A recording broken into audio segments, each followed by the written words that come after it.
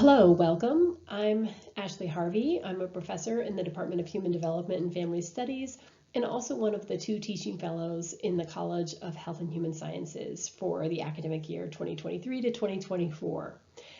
And as part of my teaching fellow role this year, I have 2 goals. The first is to promote the use of the Teaching Effectiveness Framework, or the TEF, in our faculty annual reports, or FARs. And the second goal is to continue to build a sense of teaching community across the College of Health and Human Sciences. This presentation is basically about the first goal, to increase the use of TEF in our FARs. And for this, I partnered with Tanya Buchan and Jennifer Todd from TILT, who are the creators of the TEF framework and obviously the experts on it. Our goal is to provide concrete strategies and examples for using the TEF in your FAR. Increasingly, the TEF is becoming the language at CSU for teaching effectiveness. It's showing up in our dossiers. Some departments have included it in their codes, and it's increasingly showing up in our FARs. And my sense is the Dean's Office would like to see even more of that. So no pressure, but hopefully we're going to give you some clear ways that you can, without too much stress, implement the teaching effectiveness framework in your FARs. Hello, my name is Jennifer Todd. I'm a senior faculty developer at TILT. And as Ashley mentioned, one of the designers or developers of the framework. We created the framework to take teaching, which is incredibly complicated and comprehensive, and sort it into these 7 domains so that when you go to develop your teaching, you can choose one piece to work on at a time. And so these 7 domains then help give a language to teaching, a language of pedagogy, a language that faculty can use to develop their teaching, set teaching goals, and also a language that you can use to write about teaching and what you've done in your faculty annual review and in your tenure and promotion application. So we will talk further about the framework and how it can be used for faculty annual review in the upcoming slides. Before we get into using the framework for faculty annual review, I'd like to share a little bit about where the framework is currently on campus and then what's happening with the framework off campus right now outside of CSU. So first of all, the framework, it informs all of the professional development that we offer at TILT. So if you're taking a workshop, if you're taking a best practice course, like many of you have taken, those align with 1 or 2 domains in the framework. And we've done that purposely to help faculty find the professional development that they're looking for. So if you want to improve your inclusivity in your course, you know which professional development to take so that you're not just taking professional development at random. As Ashley also mentioned, the framework provides a language that everyone at CSU can use around teaching, around pedagogy, so that the conversations can flow better and we can talk with people in our department and other departments, or you can talk with someone at TILT about your teaching. We sent out a survey last April and 29 departments responded to the survey, and out of those 29 departments, 28 departments have reported that anywhere from 2 faculty or 90% of their faculty are using the framework. So the framework is getting more use across campus, which makes us happy. We created it to be a helpful tool for all of you. The TEF is now officially included in 7 department codes, and I know that it's being used in other departments as well as part of their faculty annual review, but it hasn't been officially written into the code, but it has in those 7 departments. And as you probably know, the TEF is now included in the T&P application. Outside of CSU, Tanya, who you'll meet in a few minutes, she and I have presented at the Teaching Professor Conference in 21, 22, 23, and we'll be presenting, we'll be invited presenters for a half-day workshop this coming year in June. We've also presented at the Leadership in Higher Ed Conference for several years, and in 2019 received top 10 in conference for the framework, and were invited to publish a paper for their publication. It's the framework has also been recently peer-reviewed by the Accelerating Systemic Change Network this year. And so we're excited about that and actually very honored and humbled. And then we've recently, in the past couple of years, we've consulted with 4 other universities or other institutions who've wanted to integrate the TEF into their work. So we're gaining momentum across other universities as well.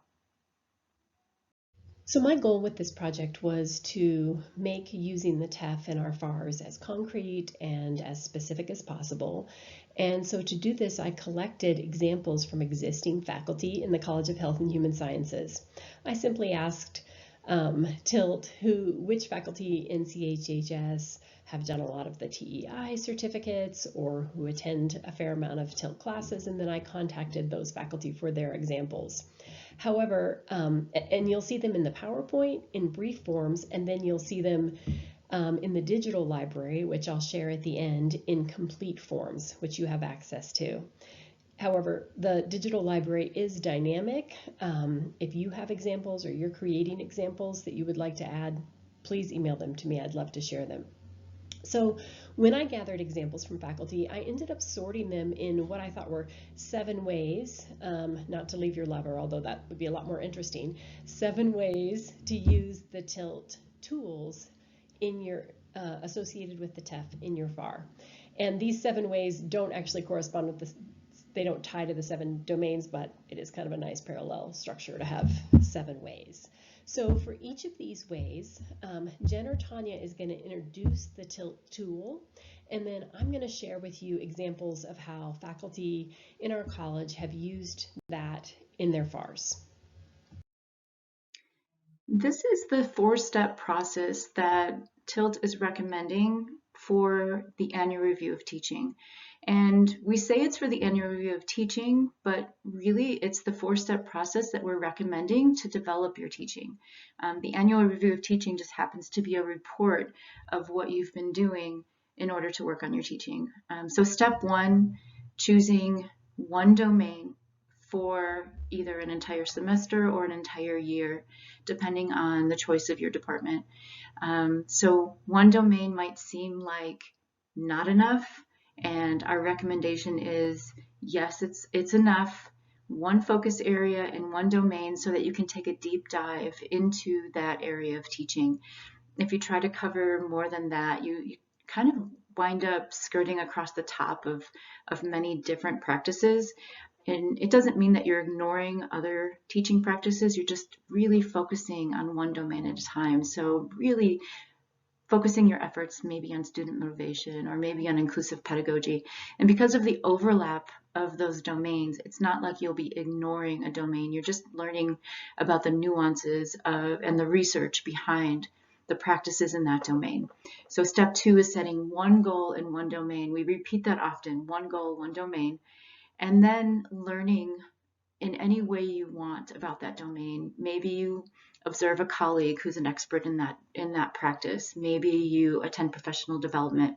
Maybe you read a book. Maybe you do Teaching Squares, which is a peer observation program with TILT, or one that Ashley is going to be offering for the college. And then after you've integrated the practices or refined practices that you've used in your course, then the most important part is the reflection piece. How did it go? How did students respond? And sometimes you just have to ask them, how did this go? What worked for you? Did this work well? How should I change it? And that's the process that we're recommending for goal setting, for annual review, and leading up to the TMP process. If you engage in this process 4 years in a row and you're thorough and consistent with the reflection piece, then the process for tenure and promotion should not be as daunting. This is the goal setting form that aligns with the 4-step process from the previous slide. So what we've done is taking that 4-step process and just are walking you through goal setting. So for example, in step 1, choose a domain, you can even see that it's the same little icon as the 4-step process on the previous slide. So you're you're thinking about your strengths, thinking about where you want to grow your teaching, and then choosing a domain based on that. And then within that domain, not even choosing the whole domain, but a focus area. For example, classroom climate has 3 focus areas. It's student-instructor rapport, student-to-student rapport, and then creating a welcoming environment. So really focusing on one of those for a goal for the semester or even for the year. And it doesn't mean that you're ignoring everything else. It just means that that's your goal, that's what you're going to pay attention to, that's what you're going to ask your students about, and then that's what you might find some professional development in so that you can keep your goal focused. So this form can help you do that so that you're not trying to do everything, you're just trying to do one thing at a time. So one goal, one domain for the year. Okay, here's an example of how a faculty member might report the goal setting process in their FAR. This is an abbreviated version. You can see the complete version in the digital library along with the completed goal setting form, and you'll have access to a blank goal setting form. But here we see that a faculty member identified that their goal for the previous year had been instructional strategies, more specifically a focus area of active learning, with the goal to increase how students do in a particular unit where they've struggled, the epistemology unit. They identified a couple of things that they wanted to learn or implement from TILT's resources, the exit ticket strategy and classroom assessment techniques. And then they implemented those and reported back. Their evidence included more active engagement and discussion, higher level questions, and a percentage change in the exam score for that unit. Several faculty members use table formats when reporting goal setting practices and evidence in their FARs. And so this is where a faculty member focused on the instructional strategy of curricular alignment. They defined it using the TILT framework. They talked about their goal of changing the syllabus to be kind of more warm, inclusive, and readable. And then what they did for evidence is that they polled the students, perhaps in an online Canvas survey, where they presented both the old version and the new version of the syllabus and asked them which one they preferred, not knowing, which one had been redesigned. Here's a similar example, also using the domain of curricular alignment. This was evaluating courses to ensure that they're accessible using the Quality Matters framework, and also to encourage more group-based learning. And then the evidence that they used was a Quality Matters assessment through the CSU Online program, what their score was, and then also a peer review of their course and the new group learning activities. Here's a slightly different version, perhaps more complex, of a faculty member following up on a goal that they had set the previous year. And so they identified their goal around inclusive pedagogy and more specifically to screen Canvas courses for accessibility. You can see that they outlined, perhaps in their previous year's FAR, the action items, their proposed timeline, and the resources that they would use. They're presenting that again in this year's FAR, along with the evidence of effectiveness, that they resolved all accessibility issues associated with the You Do It checker, and they also completed the CSU Online accessibility course.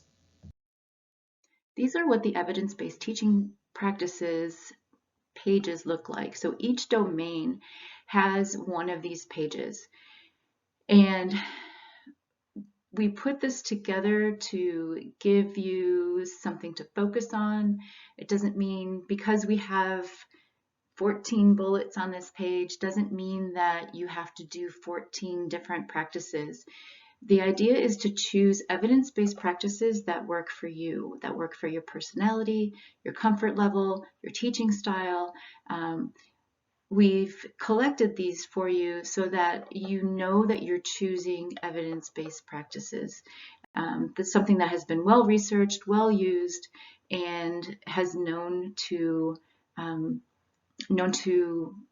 promote student success. And so these can also be used as a way to set a goal and also to write about your successes for the year. So note that we have linked up the domain description or evidence-based teaching sheets that Jen talked about in the faculty digital library so that you have easy access to it. I would say that these examples here for tool number 2, are probably some of the easiest and most common to do that faculty members do in their FARs. It's basically just talking about maybe changes you were already going to make in your class or already made in your class, describing them, and then linking them up to the TILT TEF domain. So this is good. It just gets you more familiar with the 7 domains and thinking about how they tie to course enhancements. For this example, you can see that a faculty member simply focused in on one course over one semester. They talked about the changes that they made, and then they linked it in parentheses to the corresponding TILT domain. In this faculty FAR example, they didn't focus in on a specific course, but they did highlight 2 domains and talked about the types of activities they were doing, perhaps across multiple courses. And again, like all these examples, you can find the full example in the digital library. Hi, my name is Tanya Buchan, and I'm the Program Manager for the Teaching Effectiveness Initiative in TILT, and I would like to talk to you about our best practices in teaching courses, or BPIT courses. So BPIT courses are our 3-week online asynchronous courses, and they do have due dates. We have 6 courses that we typically offer each semester. And so this here is an example of our Spring 24 set of workshops that we will be offering. So you can sign up for these on our TILT calendar. And so you'll see the first one we'll be offering is the first 4 weeks, and it has domain alignment with feedback and assessment and classroom climate. And so we typically will choose a primary alignment and then a secondary alignment because there's so much overlap within the domain. This is an example of a faculty member simply describing the BPIT or best practices in teaching course that they took through TILT, corresponding to the TEF domain of inclusive pedagogy, describing that course, and then describing what their focus area was as a result of that course, more transparency in teaching, and then how they implemented that in their class by asking for some feedback from teaching assistants and colleagues to help identify blind spots, and then revising guidelines, rubrics, and creating some video tutorials. The fourth example is related to peer observation, and one program that we offer in TILT related to peer observation is our Teaching Squares. And Teaching Squares is something that we're offering in the spring semesters, and it is an opportunity for faculty to come together in groups of 4 and observe each other and give each other feedback related to their teaching. It is a non-evaluative program, and it's very growth and supportive minded.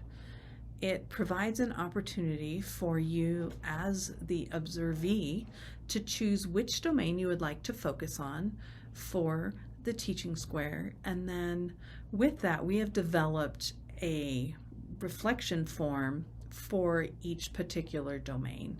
So as your colleagues are filling it out, they're being prompted for specific questions related to that particular domain. It's been a really rewarding program for many of our faculty. That's the feedback that they've given us, and we even have a group from 2018 that still meets regularly. So even though peer observation forms are most commonly used with the TILT Teaching Squares program, they can be used outside of it as well. So in my department of HDFS, we sometimes exchange peer observation forms with another faculty member, in which we maybe are working towards the domain goal that we have for that year. And we complete the first part of the form. We ask them to evaluate a portion of our class, whether online or face-to-face, and complete the rest of the form, and then we have a little conversation about it. So this would be an example of a faculty member reporting a peer observation form in their FAR and perhaps attaching the completed peer observation form as an appendix. And so they just summarize who they exchanged peer observations with, which domain they were focusing in on, which class and which aspect of the class. And then perhaps they include a quote from the person observing them, and then what the suggestions and outcomes were of that observation. We did put this whole completed peer observation form in the digital library for you to reference, along with a link for a blank observation form, or all 7 blank observation forms. Example number 5 is focused on the use of self-assessment. And for this, we recommend that you use the leveled criteria and self-assessment rubric that we have developed related to the framework.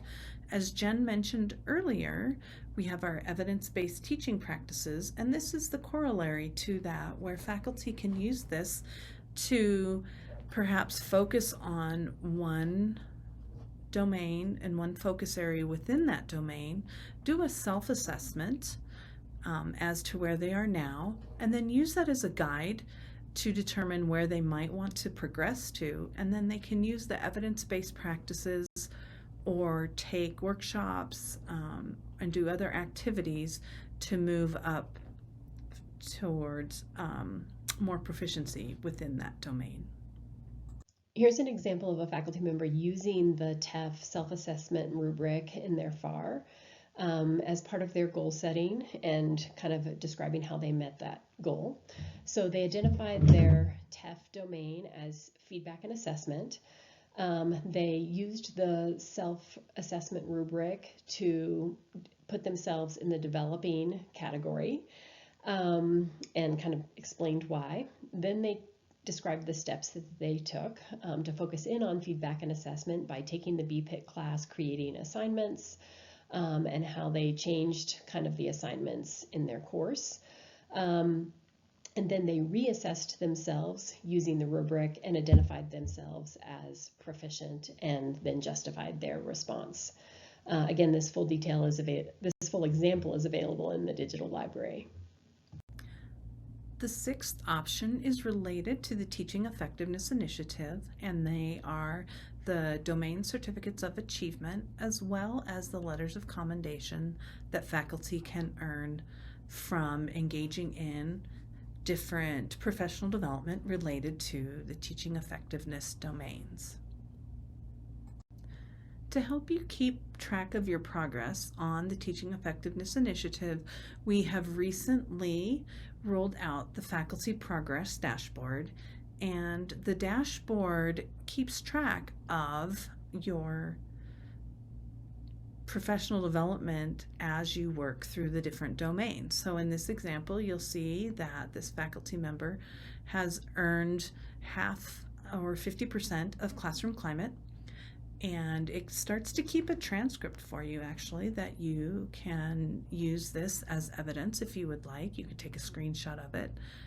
In the bottom example, you'll see that this particular faculty member has earned all of the domain experience units for curriculum and curricular alignment. And so at the bottom of that, then there's a link where we will upload the certificate of achievement and ultimately any letters of commendation so that you will always have access to them.